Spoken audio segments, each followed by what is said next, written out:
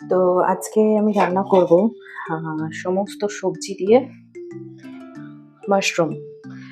সব সবজির মধ্যে এখানে নিয়েছি ফুলকপি, ফুলকপিটাকে একটু বয়েল করে নিয়েছি।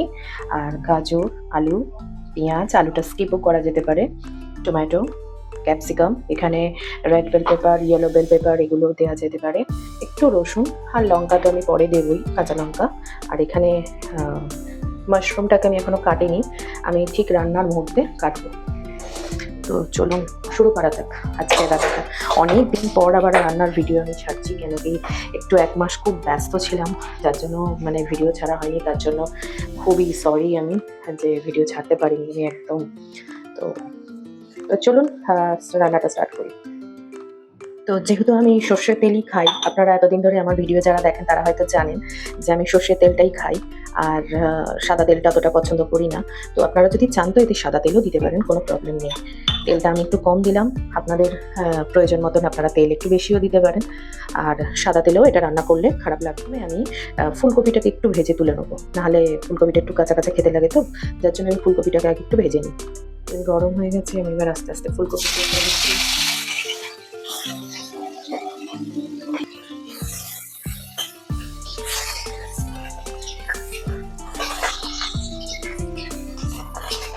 হালকা করে আমি ভেজে নিয়েছি, এবার এটাকে আমি তুলে নেব। খুব বেশি ভাজার দরকার নেই, এরকম হালকা ভাজলেই যথেষ্ট। এইবার আমি আলুগুলো ভেজে নেবো, যেহেতু আলুটা ভাজতে একটু সময় লাগে, তার জন্য আগে একটু আলুটা ভেজে নেবো।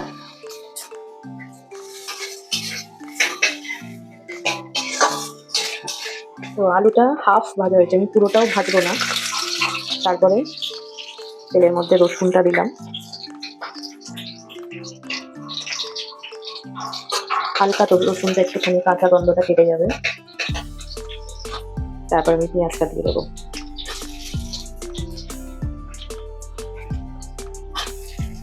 পেঁয়াজটা দিয়ে আলুটা কিছুক্ষণ ভাজবো, অল্প, খুব বেশি ভাজার দরকার নেই। আমি একটা একটা করে সবজি দিতে থাকবো, গাজর,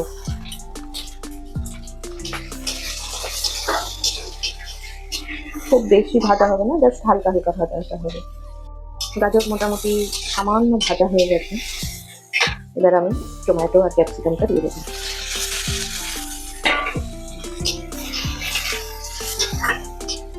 কত কালারফুল লাগবে না, এটা দেখলেই খেতে ইচ্ছা করে।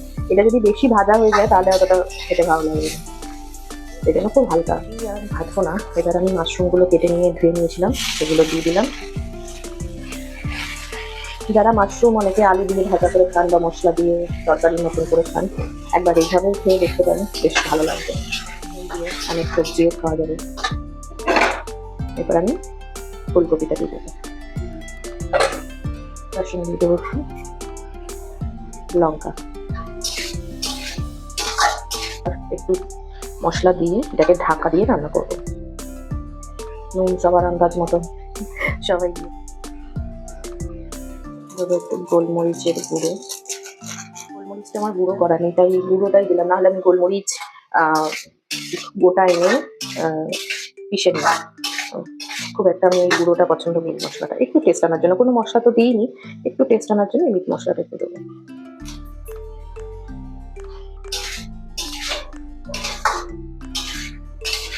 এটাকে ঢাকা দিয়ে একটু হতে দেবো, মানে 10 মিনিট মতন ঢাকা দিয়ে রান্না করি।